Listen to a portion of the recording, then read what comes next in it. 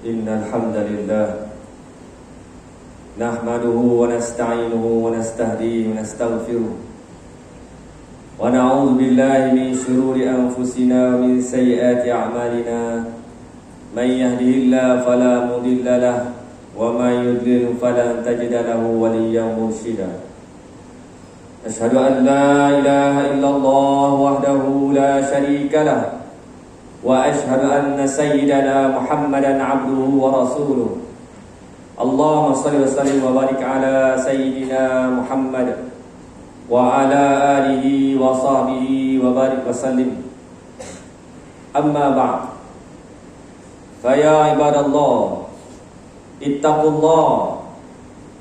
الله حق تقاته ولا تموتن إلا وأنتم مسلمون. Sidang jemaah yang dirahmati Allah SWT sekalian, saya berpesan kepada diri saya dan juga tuan-tuan sekalian, marilah kita sama-sama bertakwa kepada Allah SWT dengan sebenar-benar takwa. Kita laksanakan segala perintah Allah SWT, kita tinggalkan semua larangan Allah SWT. Mudah-mudahan dengan bekalan takwa ini kita akan tergolong di kalangan orang yang berjaya di dunia dan berjaya di akhirat, insya-Allah. Hadirin muslimin yang dirahmati Allah SWT sekalian, Allah SWT firman surah Al-Hajj ayat ke-41, A'udzu billahi minasyaitonir rajim. Alladzina immakkannahum fil ardi aqamus salah wa atawuz zakah wa amaru bil ma'ruf wa nahaw 'anil munkar walillahi 'aqibatul umur. Shadaqallahul azim. Yaitu orang-orang yang jika kami berikan kedudukan di bumi, mereka melaksanakan solat, menunaikan zakat, menyuruh perbuatan yang ma'ruf dan mencegah dari yang munkar, dan kepada Allah lah kembali segala urusan.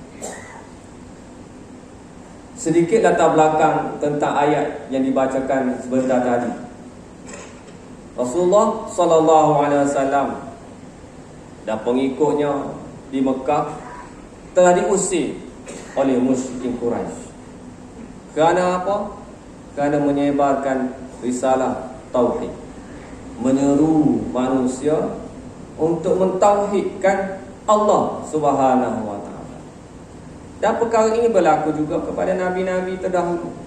Ramai nabi-nabi diusir oleh kaumnya, dan perkara tersebut bakal berlaku akan datang kepada orang-orang yang menyeru manusia untuk mentauhidkan Allah Subhanahu wa taala.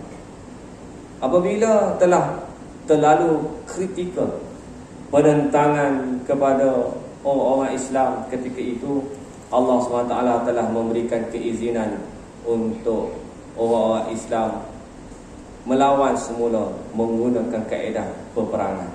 Sebelum daripada itu, orang Islam tidak diizinkan untuk berperang. Dan bukan sahaja Allah SWT mengizinkan peperangan, tetapi Allah SWT janji macam mana? Janji untuk membantu. Ayat yang sebelumnya menyebut wala yansurannallaha may yansur. Siapa yang tolong Allah, Allah Ta'ala akan tolong dia.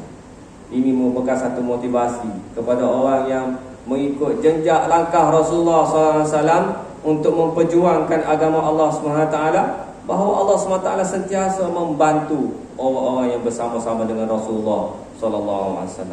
Alladzina, di dalam ayat ini menurut Ibn Abbas memberi maksud merujuk kepada 3 golongan, iaitu pertama Muhajirin, yang kedua Ansar, dan yang ketiga orang yang mengikuti mereka.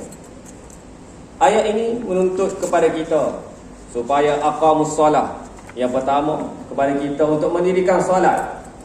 Maknanya suatu ayat yang mempunyai rangkuman makna yang sangat luas, iaitu hubungan dengan Allah Subhanahu wa taala. Taat kepada segala perintah Allah Taala. Allah suruh kita salat, kita salat. Allah suruh kita zikir, kita zikir. Allah suruh kita baca Quran, kita baca Quran. Allah suruh kita selawat, kita selawat. Allah suruh doa kepada Allah semata-mata, kita doa hanya kepada Allah semata-mata. Allah SWT kita mengaji, menuntut ilmu, kita pun menuntut ilmu. Wa atau zakah, dan yang kedua, menunaikan zakat. Menunaikan zakat ini, atau zakat merupakan representasi kepada hubungan manusia dengan manusia. Supaya manusia ini ada kepekaan sosial, mempunyai akhlak yang baik sesama manusia, supaya manusia, orang-orang Islam, cakna dengan kesusahan orang lain, mempunyai sifat belas ihsan sesama manusia. Itu yang kedua. Yang ketiga, amaru bil ma'ruf wa nahau 'anil munkar. Orang ini, kita mempunyai sifat sebagai seorang pendakwah yang mencintai kebaikan, yang benci kepada kemungkaran, dan bukan sahaja benci, cinta dan benci kepada perkara tersebut, bahkan menyebarkan, menyeru orang untuk melakukan kebaikan, perkara-perkara ma'ruf, bahkan mencegah manusia-manusia lain daripada melakukan kemungkaran dan kejahatan. Kesimpulannya, kita bertiwik kerama ataupun berusaha sedaya upaya untuk melaksanakan tiga perkara ini dalam kehidupan kita. Hadirin yang dirahmati Allah Subhanahu wa taala sekalian. Menurut Abu Aliyah, mereka adalah sahabat-sahabat Nabi Muhammad sallallahu alaihi wasallam. Khalifah Umar Ibn Abdul Aziz pernah berkhutbah dan mengucapkan firman ini, yang maksudnya orang-orang yang kami teguhkan, orang-orang yang jika kami teguhkan kedudukan mereka di muka bumi hingga akhir ayat Sayyidina Umar bin Khattab, Sayyidina Umar Ibn Aziz mengatakan, ingatlah, sesungguhnya tugas ini bukan sahaja diwajibkan bagi penguasa semata-mata, tapi diwajibkan bagi penguasa dan rakyatnya. Ingatlah, aku akan menceritakan kepada kalian kewajipan kalian dari tugas ini terhadap penguasa kalian, dan kewajipan penguasa dari tugas ini terhadap kalian. Sesungguhnya kewajipan penguasa terhadap kalian dari tugas ini ialah hendaknya ia membimbing kalian ke jalan Allah dan mempersatukan kalian, serta menanamkan rasa gotong royong di antara sesama kalian, dan memberikan petunjuk kepada kalian jalan yang paling lurus dengan segala kemampuannya. Dan sesungguhnya kewajipan kalian terhadap penguasa, pemimpin, ialah hendaknya taat kepadanya dengan hati yang tulus, ikhlas, bukan lahiriahnya menurut, tetapi batinnya menolak. Sehubungan dengan makna ayat ini, bahawa ayat ini semakna dengan firman-Nya, wa'adallahu alladhina amanu minkum wa 'amilus solihati la yastakhlifannahum fil ardi. Dan Allah telah berjanji kepada orang-orang yang beriman di antara kalian dan mengerjakan amal-amal yang soleh, bahawa Dia bersungguh-sungguh akan menjadikan mereka berkuasa di muka bumi. Surah An-Nur ayat ke-55. Hadirin yang dirahmati Allah Subhanahu wa taala sekalian.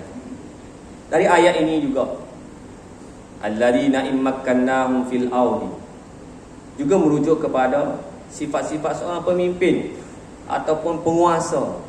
Besar tanggungjawab seorang pemimpin ini. Sebab apa? Sebab di akhir ayat ini disebut walillahi aqibatul umur. Kepada Allah lah kembali semua urusan. Maksudnya apa? Kesudahan yang baik bagi orang yang takwa. Maksudnya apa? Di sisi Allah, pahala di atas perbuatan mereka. Di sana bagi pemimpin-pemimpin ada perkiraan dosa dan pahala atas perbuatan mereka. Bagi pemimpin-pemimpin ada perkiraan syurga dan neraka bagi setiap tindakan apa yang dibuat. Pemimpin wajib membimbing manusia ke jalan Allah Subhanahu wa taala, ke arah kebaikan, ke arah perkara-perkara ma'ruf. Tidak mungkin seorang pemimpin boleh membimbing manusia kalau bicaranya sering bohong, bicaranya sering tipu rakyat, bicaranya sering perdayakan rakyat, bicaranya sering tabur janji palsu kepada rakyat. Pemimpin juga wajib menjaga kebajikan rakyat, seperti mana tuntutan wa'atuz zakah. Bukannya berlakon dengan kepakaran membuat pelbagai formula, sedangkan rakyat terbeban dengan harga beras, terbeban dengan harga minyak, terbeban dengan harga elektrik dan pelbagai lagi. Ketiga, pemimpin wajib untuk menyeru ma'ruf dan mencegah kemungkaran. Betapa kesal kalau ada pemimpin yang turut redha dengan maksiat, turut redha dengan dosa, perasuah bebas sewenang-wenangnya dengan 47 pertuduhan. Orang yang mempunyai wewenang menggunakan wewenangnya dengan sewenang-wenangnya, menggunakan kuasa sesuka hati. Hadirin muslimin dan dirahmati Allah SWT sekalian, barakallahu li wa lakum fil Qur'anil azim, wa nafa'ani wa iyyakum bi hadi sayyidil mursalin. Aqulu ma sami'tum wa astaghfirullah li wa lakum wa lisairil muslimina min kulli dhanbin fastaghfiruhu